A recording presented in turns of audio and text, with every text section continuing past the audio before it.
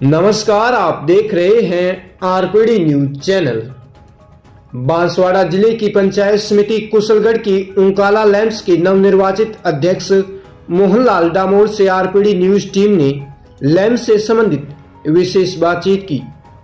बातचीत में श्रीमान अध्यक्ष ने बताया कि अब तक लैंप्स के अंतर्गत न तो समय पर खाद बीज और न ही पर्याप्त ऋण उपलब्ध हो पाता था, लेकिन अब इन सभी समस्याओं का समाधान करना मेरा प्रयास रहेगा।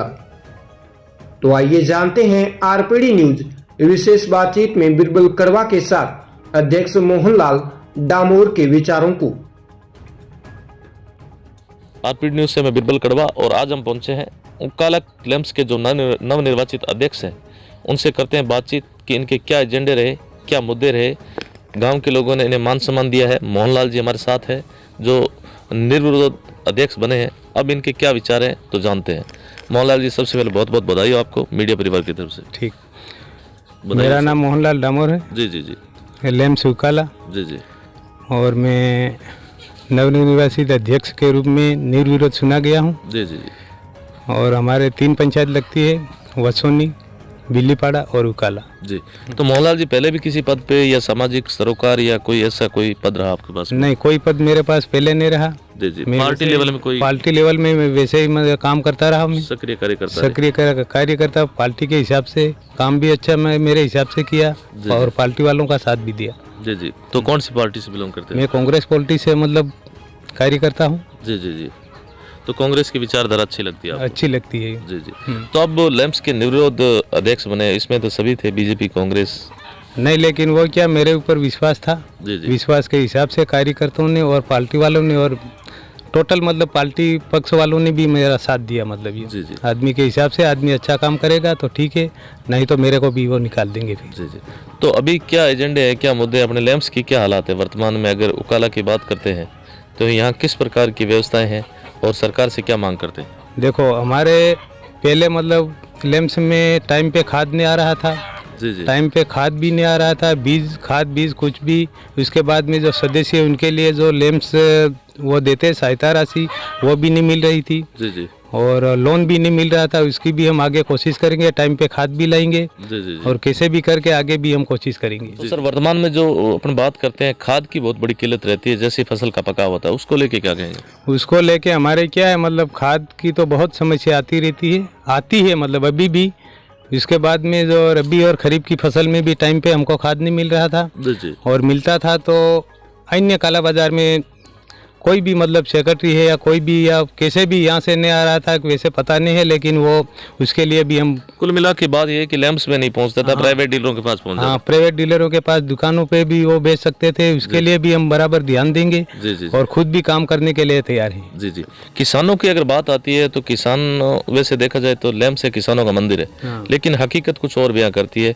किसानों को लैंप्स होने के बावजूद भी बैंकों के चक्कर निकालने पड़ते हैं, क्योंकि जिस हिसाब से किसान लोनिंग चाहता है उस हिसाब से उनकी लिमिट नहीं होती है। तो क्या कहना चाहेंगे सरकार से? नहीं, तो इसके लिए भी हम उसकी जांच करेंगे। जी जी। और हमारे ध्यान से वो होने नहीं देंगे यूँ जी जी। और खाद भी जो हमारे लैंप्स कोठा बना हुआ है उसमें हम टाइम पे लाने की कोशिश करेंगे। जी जी। और लोन भी इनको टाइम से दिलाने की कोशिश करेंगे। लोन की राशि बहुत कम है, उसको लेके क्या करें? और लोन की राशि भी वो क्या है, वो जमीन के ऊपर है। जी जी। जमीन जैसे किसी की कम हो तो उसके हिसाब से वो एमसील बनाते हैं। अब एमसील में भी हमको पता नहीं है कैसे वो बनाते हैं, उसका भी हम आगे कोशिश करेंगे। जी जी जी। कि किस हिसाब से कितनी बीघा पे आप लोन कितने रुपये हजारों में देते, वो भी जानकारी लेंगे हम। जी जी। इसके अलावा लैंप्स में और क्या सुविधाएं होनी चाहिए आपके हिसाब से? और उसके लिए तो लैंप्स में तो बहुत है, वैसे दाल है, चावल है, तेल है, जी जी, शक्कर है। हाँ, सब राशन का सामान आता है। लेकिन वो भी अभी तक हमारे लैंप्स में तो कभी गाँवों में नहीं आया। मार्केट में जैसे डूंगरा है, कुशलगढ़ है, जो सिटी है वहाँ वो सुविधा है, तो फिर गाँवों में भी वो सुविधा होनी चाहिए। लैंप्स के माध्यम से मिलनी चाहिए। हाँ, मिल के वो लैंप्स के माध्यम से मिलनी चाहिए। जी जी। इसके अलावा क्या कहना चाहेंगे, जैसे फसली बीमा वगैरह जो बीमा करवाया जाता है, तो उसका लाभ आज तक नहीं मिला है? नहीं। उसको लेके क्या करो? देखो, फसली बीमा तो हमारे वैसे ये जो सदस्य बने हुए लोन बटा हुआ है उनके वो कटता है, लेकिन आज तक किसी को फसली ऋण बीमा नहीं मिला है। जी जी। अभी तक नहीं मिला, किसी को नहीं मिला। 15-20 साल हो गए, किसी को मिला नहीं। जी जी। तो कागजों में सिमट के रह जाता है। हाँ, बस ऐसा ही है। तो उसके लिए आवाज वगैरह कभी पहली बार अध्यक्ष बने आगे हाँ, तो उसमें हमारे अध्यक्ष थे, मतलब जी आदमी थे, हमारे ही आदमी थे अध्यक्ष, लेकिन कोई आवाज उठाई नहीं। उनको मालूम पड़ी या नहीं पड़ी वो पता नहीं है। सेक्रेटरी होते हैं तो वो अनपढ़ होते हैं, उसके हिसाब से वो साइन कहाँ पे करवाते वो पता नहीं है। तो आप आपका प्रयास में फुल करूंगा, जी कोशिश करूंगा, कोशिश नहीं भरपूर, मतलब इसका प्रयास करूंगा मैं, पहले वही ध्यान दूंगा मैं। जी।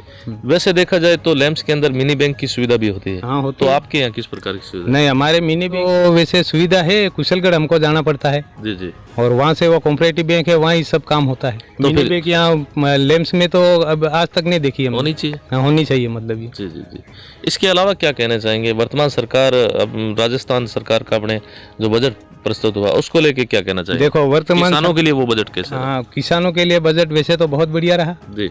वैसे पार्टी के हिसाब से नहीं बोल रहा हूँ, कैसे भी मतलब बजट बढ़िया रहा, और हमारे जैसे कुशलगढ़ विधानसभा में बहुत बढ़िया रहा। ये जैसे बहुत बढ़िया काम काज या बजट के बारे में किसानों के लिए कैसे भी मतलब बढ़िया रहा ये। और डीएपी यूरिया के भाव तो आसमान छू रहे। हाँ, वो 1400-1500 के आसपास में हो रहा है। तो फिर किसानों को क्या मिला? नहीं, किसानों को उसमें जैसे हमारे लैम्प्स में तो आता था, जी। वो टाइम पे भले नहीं आया, लेकिन जैसे अभी ये रबी की फसल गई, जी। खरीफ की आई गई, तो इसमें अभी का खाद वो है ना, हम लेके एडवांस में रखते हैं। खाद की बात नहीं कर रहा हूँ मैं खाद की बात नहीं कर रहा हूँ, मैं इसकी बात कर रहा हूँ। डीएपी यूरिया के भाव है जो आसमान छू रहे। हाँ, तो वो है काला बाजारी के हिसाब से हमारे टाइम पे नहीं है, पूरे राजस्थान में वो समस्या थी, पूरे राजस्थान। डीएपी यूरिया के भाव चढ़ रहे हैं तो इसमें सब्सिडी मिलनी चाहिए, सरकार देनी चाहिए इसको। नहीं, तो सरकार तो नहीं दे रही, मतलब देती भी होगा तो पता नहीं है। लैम्प्स में तो वैसे हमारे 200 ने 98 के आसपास में इसका रेट था। जी। 500 तक 600 तक भी हमने मतलब खाद, लेकिन वो लैम्प्स मजबूरी के हिसाब से लाना पड़ा। वो डीएपी के भाव, डीएपी 1600 रुपये में। तो इसमें कुछ सरकार को सोचना अब चाहिए। सरकार को सोचना चाहिए। सरकार अब क्या मालूम वहाँ से किस भाव से वो डीलर ला रहे हैं या दुकानदार ला रहे हैं, हमको तो लाना ही पड़े। वैसे लैम्प्स का अधिकार बनता है, लैम्प्स वाले नहीं लाए तो वो दुकान वाले तो मतलब लेते ही। बिल्कुल। हाँ। इसके अलावा क्या कहना चाहेंगे? इस क्षेत्र के लोगों ने आपको मान सम्मान दिया। हाँ, तो इसके लिए मैं धन्यवाद देना चाहता हूँ लोगों को, और उनके मेरे हित से मतलब उनका काम करूँगा मैं। जी। बिना किसी राजनीतिक भेदभाव के। हाँ, बिना कोई राजनीतिक तो वैसे हमारे चलती ही नहीं रहा, कैसा भी आदमी हो। जी। राजनीति करेंगे तो कोई मतलब ही नहीं रहेगा। जी। सामान तो सबका करना पड़ेगा। जी। सबको साथ लेके चलेंगे। साथ लेके चलूंगा। जी। तो यह थी हमारी खास मुलाकात मोहनलाल जी लैम्प्स उकाला के जो नवनिर्वाचित अध्यक्ष है निर्विरोध, जिनका कहना है कि हम अगर सरकार की कोई भी योजना है वो आम लोगों तक पहुंचाने का प्रयास करेंगे और हमेशा आवाज़ उठाएंगे, और किसानों की अगर कोई समस्या आती है उसका त्वरित गति से उसका निस्तारण करवाएंगे। धन्यवाद सर, आपने समय दिया उसके बहुत बहुत धन्यवाद। ठीक, धन्यवाद।